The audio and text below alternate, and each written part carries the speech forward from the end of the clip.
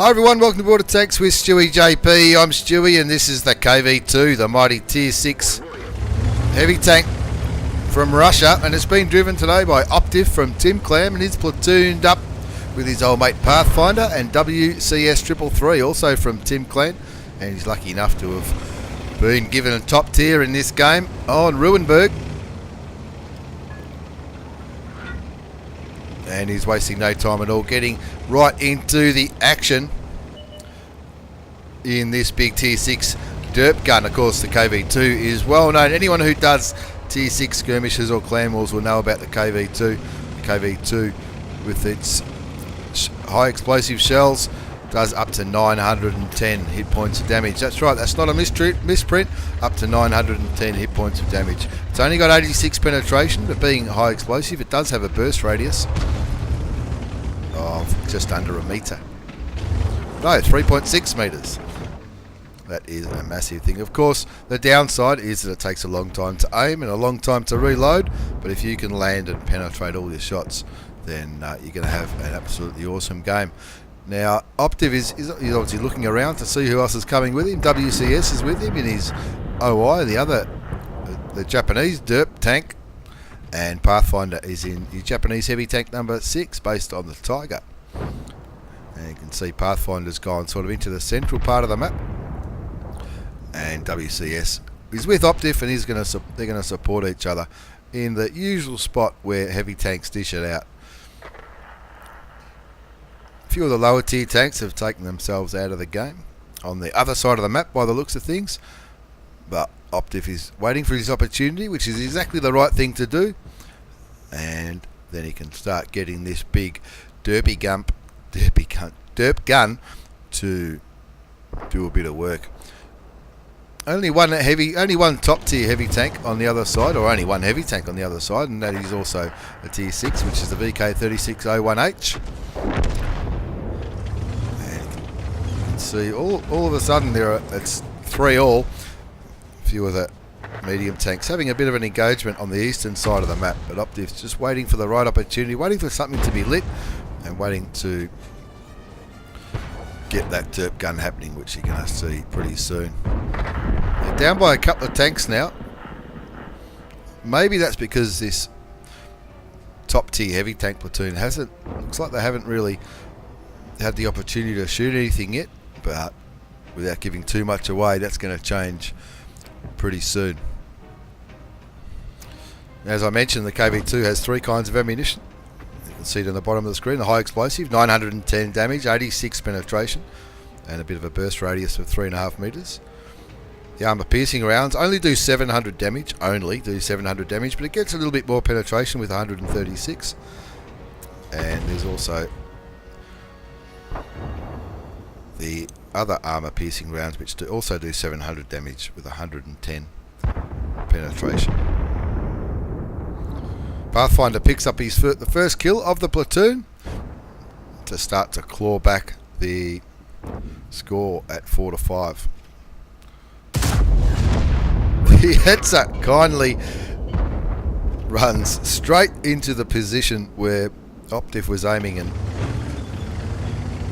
gives Optiv his first kill.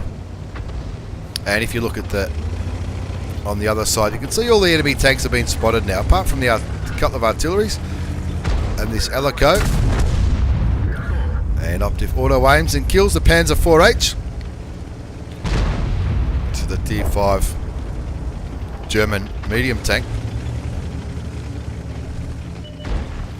Now he's backing up a little bit. Two shots fired, 2 kills, and he's looking at the other Panzer 4H now, which looks like he's coming around to try and flank him. Needs to turn his gun quicker than that. Needs to turn. He bounces the first shot for the Panzer 4H, and boom, goes a shot right into it. One-shotting a full health Tier 5 German medium tank there. Of course, German medium tanks, especially at Tier 5, aren't known for their armour. But Optiv's picked himself up 3 kills. The score's 9-8 now. They're up by a tank. And now he's moving back around this corner to be back with his mate in the OI. And of course, Pathfinder in the heavy tank number 6. Still full health Optiv. He did bounce a shot. Now that shot would have done up to 400 150 odd damage from the tier 5 German medium tank, but now he's moving into getting himself into a little bit more of an aggressive position. But unfortunately, Pathfinder gets taken out by the enemy Cromwell, who looks like he's a pretty handy player himself.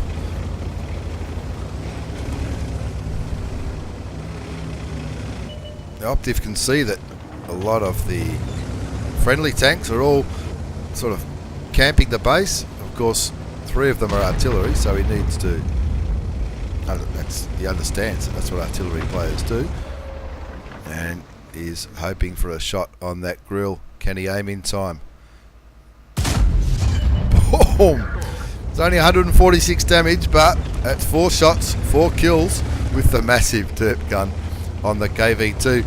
Watching replays like this, I love watching replays of tanks that I don't have. I don't have one of these in my garage. I've never had it, but I'll tell you what, for shits and giggles, it could be the goods.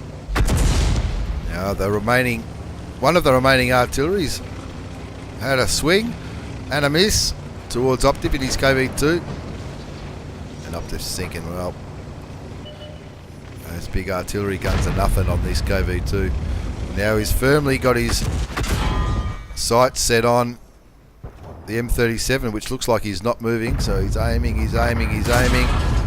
Boom! 5 shots, 5 kills. Did take a little bit of damage there from the M37, but doesn't really matter because he's still got 778 hit points of damage, so he's only lost 82 hit points, and he needs to get rid of that Cromwell. Getting rid of that Cromwell will pretty much win the game, so he's going after him. He's hoping that he'll have the speed. Clutch, fires clutch, and takes the Cromwell out for 493 hit points of damage. And now that M44, is the M44 going to get a shot onto his side? He auto aims on the M44, takes 300 hit points of damage, but he needs to worry about the Hellcat. The Hellcat's going to be a bit more dangerous than an Artie. Again, takes a shot and one-shots him. He's praying for this gun to reload now. The score's 13-11. He's got 7 kills. And it looks like the Helico might have some side shots. All the Electo, I should say, all the Electo managed to do is track him. And the Electo doing the right thing and staying away from that big derp gun. And of course he's also keeping him tracked. Now that last shot doesn't track, but looks like he might have a shot on the Artie. No, he doesn't. Slightly rams the Electo for a bit of damage, and then Derp puts another massive derp into him, takes him out of the game, bringing his damage kill up to 2,287 hit points, and that's a Radley Walters for 8 kills. And now he's looking for the last kill, but he gets beaten to the punch by the Su-100, the Tier 6 Russian tank destroyer. And have a look for the post-game battle results.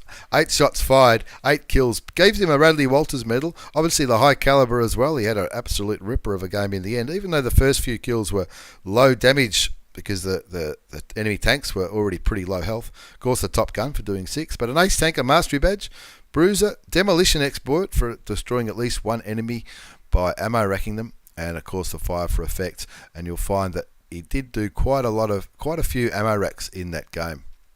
If you look at all these critical hits that he did, 5 to the Jag, 6